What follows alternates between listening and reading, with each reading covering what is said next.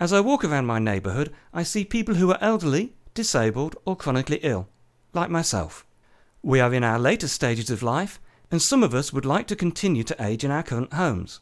However, the proposed redevelopment requires current tenants to relocate out of our homes, despite the fact that the business case promotes the benefits of ageing in place here, here, here, here, here, and here. And in the Development Plan Amendment, or DPA, here, here, here, and here. Some of us would like the same dignity and independence in our current homes as the developers claim to promise future tenants of their new development. We are ill, disabled, and elderly, and don't need the unnecessary stress and negative health impacts of forced relocations. The purpose of the DPA itself is to reclassify the residential area for higher density development.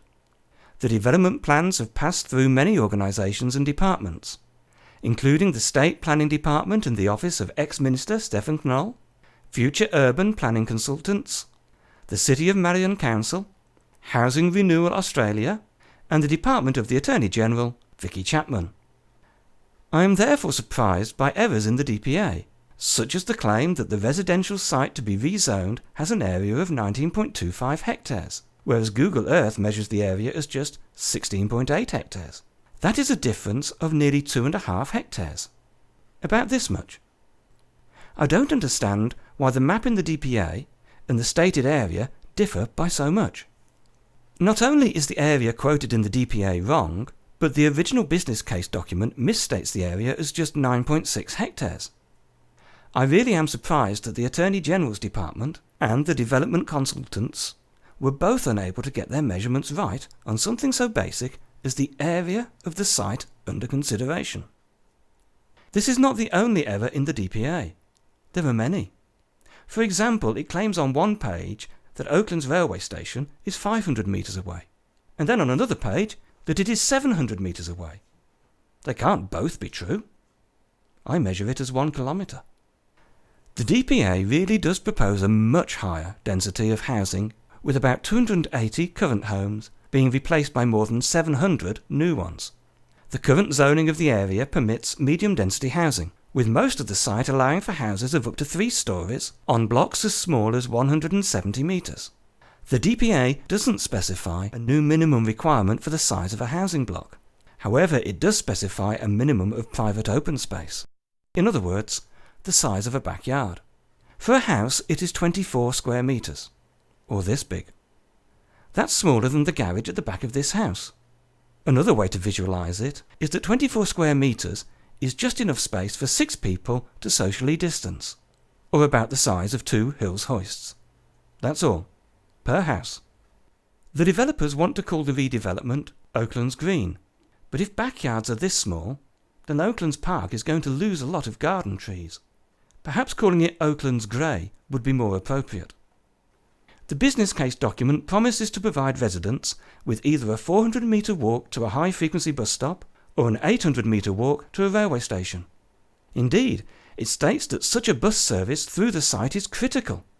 But there is no such bus service, and the government haven't committed to establishing one.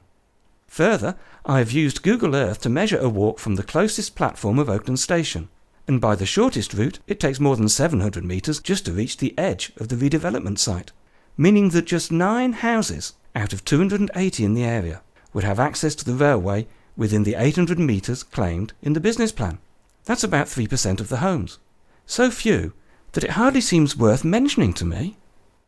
The business case and DPA both state how well connected and served the area is. But there is no public transport and no retail facilities whatsoever. This map was used to promote the connectedness of the area to local facilities, but the scale is wrong.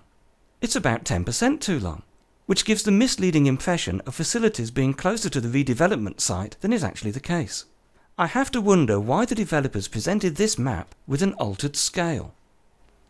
Furthermore, the most direct walking or cycling route to Marion Shopping and Cultural Centre is no longer passable because the rail crossing has been closed. In fact, the area is hemmed in on 3 sides by the railway, Sturt Creek and Warradale Barracks, preventing all road traffic and severely limiting cycling and foot traffic. With no public transport, no retail facilities and poor road access, This corner of Oaklands Park is particularly unsuited to high-density development.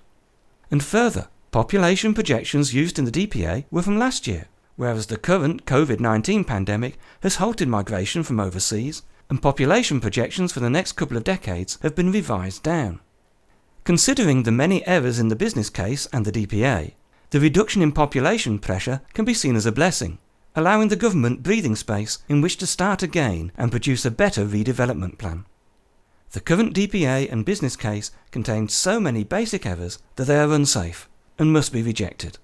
I ask that the DPA be rejected and that all current tenants be given the option to age in place in their current home, for our dignity, for our health, and for our peace of mind.